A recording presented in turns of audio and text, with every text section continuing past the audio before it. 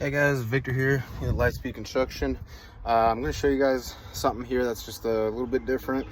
Here I got this chimney that's been leaking, and it's been leaking down the garage, kind of been leaking down the sides on the inside. But what's going on here, I'm actually going to move here real quick to show you guys.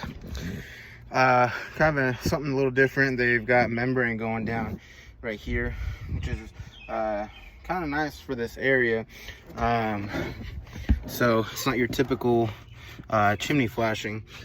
Now right here, it does look like it's been, the membrane's cracked right here. You can actually see an area, open area right there. All right, and kind of a little bit opening in the caulking as well.